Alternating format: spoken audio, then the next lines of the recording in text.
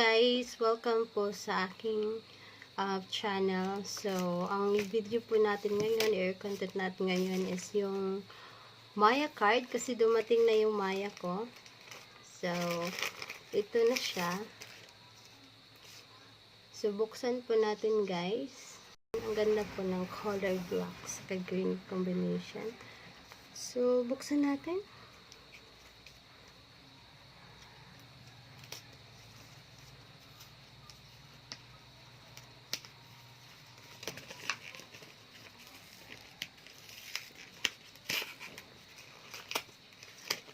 Okay, so ito na siya.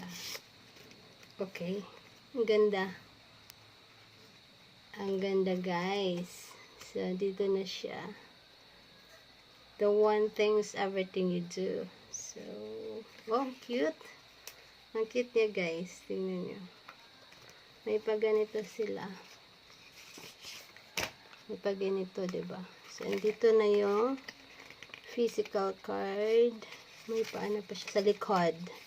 Ang ganda ng color. Shalan ang color, guys. Okay. So, andito na sa likod yung Maya. So, tanggalin lang natin yung ating Maya card.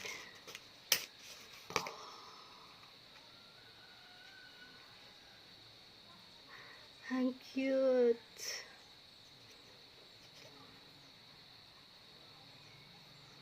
So, i-activate pala natin guys ito ngayon. Since na-receive na natin. So, this will going to expire. Bilis naman pala.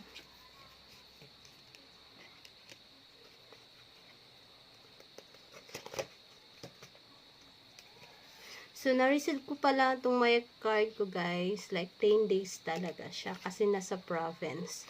So, pag sa Manila is within 4 days lang. Pero, pag nasa province kayo, 8 to 10 days siya darating. So, eksaktong 10 days talaga ngayon at dumating na yung ating Maya card. Ang cute niya. Ang cute ng black sa green combination. Oh, like my color.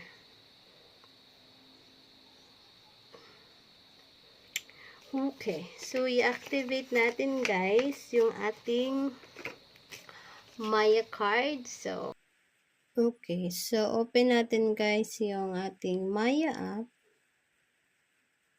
Okay. So, dito na siya. Okay. Punta tayo guys sa cards. Okay. So, dito na tayo mapupunta.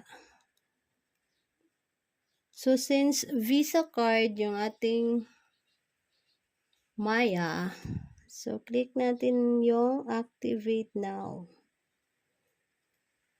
Okay, dito yung activate now. So, itong nickname sa card mo, pwede mo din namang palitan. Halimbawa, ganyan, pwede mo yan palitan. Tapos, ito. So, since na-receive na pala natin yung card, guys, arrive, activate card. So, ito na pong i-click natin. Okay, so dito yon makikita mo yung input mo sa card number mo. So, yung card number pala, guys, andito yung nasa likod. Yung nasa likuran ng card. So, ito yung gagamitin mo. So, yung card number, saka yung month, saka yung year of validity. So, input lang po natin yung tapos ko pala i-enter yung aking details ng card. Ito, nakikita na your card is good to go na daw. So, ayun, okay na siya.